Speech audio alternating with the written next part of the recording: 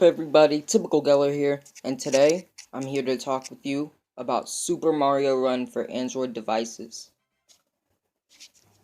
See, in January we learned that Super Mario Run was going to come to us in March, but they didn't say an exact date. But today we get that exact date, and we also get new character packs and new rewards and stuff for my Nintendo. See, the game got launched back in December, right? For the iPhone? And it's been downloaded 78 million times. And the Android version you will get is Super Mario Run 2.0. If you go to Google Play, you can pre-order Super Mario Run by typing it in, clicking the icon, and clicking pre-register. The week it's gonna come is by this video's date next week. So we'll get that, a bunch of new characters, and we can use our My Nintendo points to redeem stuff like statues, Toad Rally tickets, everything of that good stuff, and we can finally play it. Because, we've wanted to play Super Mario Run on Android so bad that we had to ask people to port it from iOS to Android, which then people ported it, but they included some viruses and stuff, and that hacked people's phones. So, since we can't do that, and that got taken off of almost every app store, since it had viruses and it went against the Play Store laws and stuff, then we are finally being able to get Super Mario Run for Android next week. Alright, so I'm going to pull up Super Mario Run on Wikipedia, and I'm going to read to you what it's all about. Alright, so it says, Super Mario Run is a side-scrolling, auto-running video game developed and published by Nintendo for iOS and Android devices. It was first released for iOS on December 15, 2016, and will be released for Android on March 23, 2017. The game represents one of Nintendo's first games developed for mobile devices, and is one of the few instances that a game in a Mario series has been playable on a non-Nintendo hardware. Now let's talk about that. See, all these other Mario games, they've been available for the NES, SNES, Game Boy, Game Boy Advance, Game Boy Color, all those older systems, and then we had other systems like DS, 3DS, Wii U, and we're gonna get a new one with Super Mario Odyssey and Nintendo Switch, which came out this year, and Super Mario Odyssey is coming out, I think December. But I'm getting a little off topic here.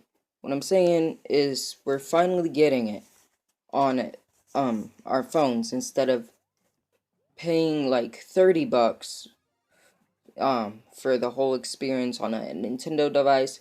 Plus, if you don't have the Nintendo device to buy it, we only have to if we like it and want to get more, we can pay $10. But I wish they would have just included all of that instead of having us pay $10, because like, why not? But yeah, I guess it's okay. But I mean, think about it. You can finally play Mario wherever you go without having to carry a system with you or anything. You just want a quick game while you're waiting in the lobby or whatever. Just pull out your phone, tap Super Mario Run, and just play it. It's easy. If you're on a lunch break, tap it, play it, done. The game was produced by series creator Shigeru Miyamoto and was developed primarily, by the same team that had developed New Super Mario Bros. For Nintendo DS, featuring many similar gameplay concepts adapted for ease of mobile controllers. Unlike many mobile games that use a free-to-play approach, Super Mario Run is offered as a free demo with a fixed price point to unlock the rest of the game's remaining content. That's what I was just talking about. It's just a demo to try and see if you like it, and then they want you to pay $10. Super Mario Run received generally positive reviews by critics, with common criticism toward its comparatively high price in the mobile market, as well as its required connectivity to the internet. Despite that, it became the fastest growing app in iOS history, having been downloaded more than 50 million times during its first week of release. See, other apps that you buy on the Play Store or the App Store for iPhone, they don't have that much high price in the game content unless it's a lot of stuff. But this is it's $10 for like the rest of the game. I mean, that's kind of overpriced, but I guess I can understand why they did it. But yeah, just what I'm saying. I guess it's worth it, and it's what I'm trying to tell you.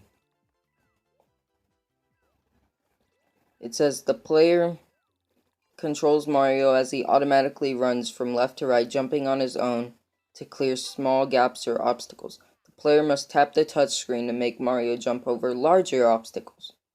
The longer the screen is touched, the higher Mario jumps. Like the other side-scrolling Mario games, the player must maneuver Mario over gaps, onto enemies, and into coins to collect them. The end goal is for the player to safely get Mario through the level in the fastest time possible. Because, he's running, he's trying to get there fast. It wouldn't be called Super Mario Run if he wasn't trying to get just the princess and save her faster. It'd probably be called Super Mario Snail Walk. Or something like that. Super Mario Walk. That would actually be pretty weird. Just thinking about it. Replayability comes from collecting all the normal coins and finding special coins in each level. First, the player must find 5 pink coins. Collecting those unlocks 5 purple coins, and finally collecting those unlocks 5 black coins. Therefore, it takes at least 3 playthroughs to collect everything in a given level.